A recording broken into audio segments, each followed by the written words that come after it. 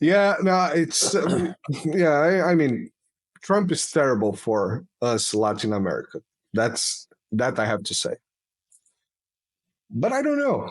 I don't know. It's as always. I hope the best for the United States, but I also hope the best for okay. the rest. Why do you say Trump? Why do you say Trump is bad for Latin America? My belief is that he's going to finish everything else. Ukraine, Israel. He's going to, guys, sit down, shut up, and he's going to pivot to Venezuela and Latin America. That's my impression. Okay, and I would counter that with saying that actually the what makes Trump actually probably better for Central South America than the Biden administration is he's not on people's affairs. He's not big on, hey, we got to change this government, we got to change that government. Now come on, man. When Bolton got in there, they tried to, there was the whole Juan Guaido fiasco.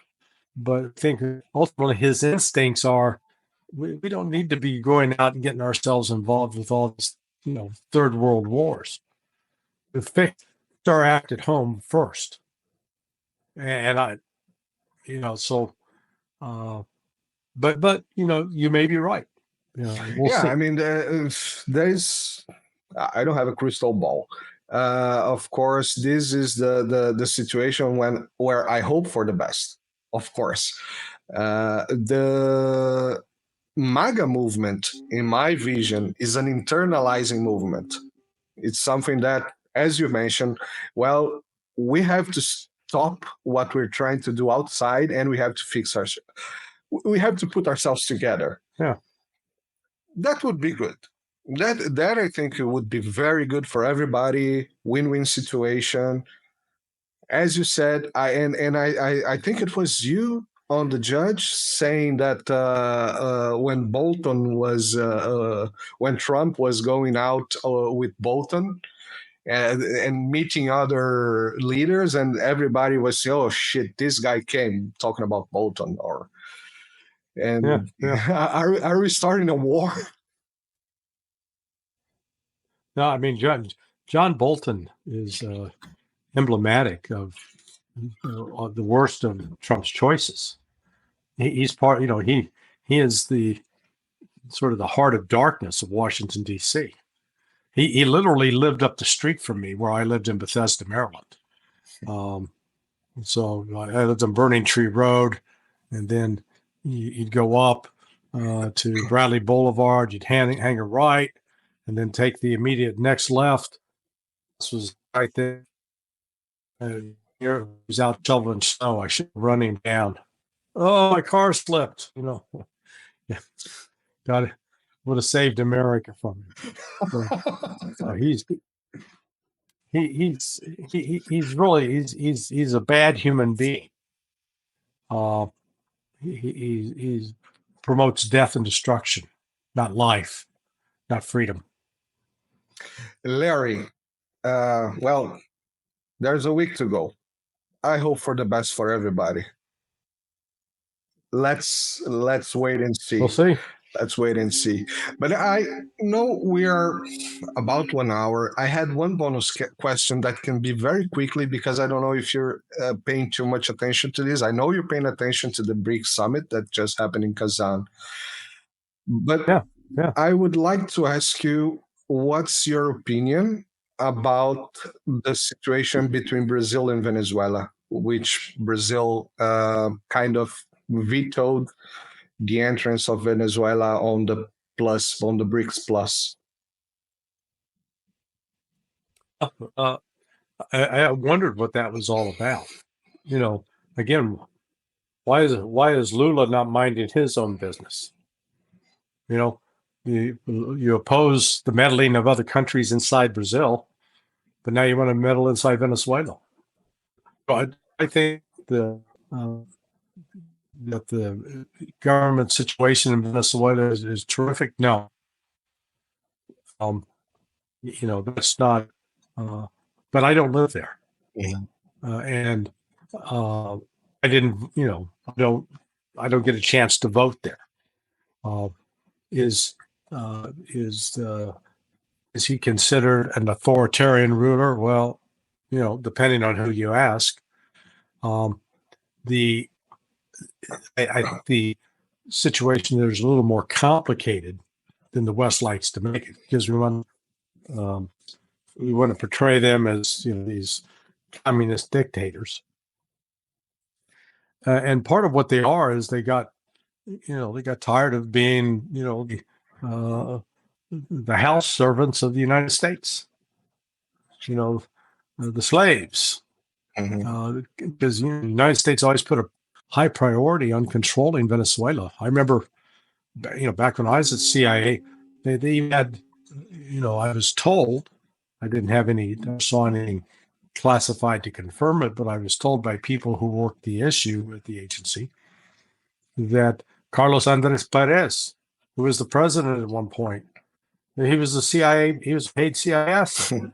So, the U.S. government was controlling key leadership throughout Central and South America, just to get them to do what we wanted them to do. Now that Nicolas Maduro is sort of carving out his own path forward, and the United States worked its ass off to interfere in the internal election to try to have it come out differently, and failed. And yet we get all upset. Oh, my God, Russia's interfering in our election. That can't be allowed. Russia, China, and Iran. What about the Brits? Yeah, but what about the Brits? Their left party, you're campaigning for Kamala Harris. Oh, that's okay. It's just the world looks and says they understand this hypocrisy. This is, the United States no longer has credibility. We're like Jim and Tammy Faye Baker. You remember that this was this husband and wife preacher, team. Claimed to be ultra religious, and turned out Jim Baker was banging hookers, and so once you get exposed that you're out there claiming to be Mr. Morality and you're leading the way at the orgies, all of a sudden it does sort of undermine your credibility. That's what's happened to the United States. People they've recognized our hypocrisy. We only pay lip service to freedom of the press, freedom of speech, that respecting the vote of the people. No. We want it our way or no way. So it comes back to even though Brazil vetoed that, the rest of Brics said no, they get in. They at least get to be on the eligible list. You know why? They got oil and gold. Yeah, oil and gold. So if you got resources, Venezuela, maybe they can get their act straightened out. They've been they have been a conduit for money laundering, but again, we like to punish Venezuela, Colombia, Mexico for their role in facilitating drug trafficking, and then the fruits of that drug trafficking are all the dollars that Americans pay to buy these illegal narcotics so they can anesthetize themselves. And then we get upset at these countries for, taking that money and, enriching themselves. And it gets back to sort of what Donald Trump was talking about.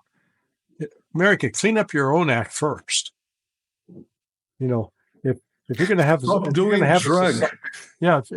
to have a society where you encourage the use of drugs, our pharmaceutical industry, just watch television commercials. 80% of them are about take this drug or take that drug, and so then you reveal drug, and people go out and sedate themselves. But it's more complicated. So we need to take responsibility for our actions first and foremost before we try to tell the rest of the world to do, in my view. Yeah, that's absolutely perfect. Absolutely true.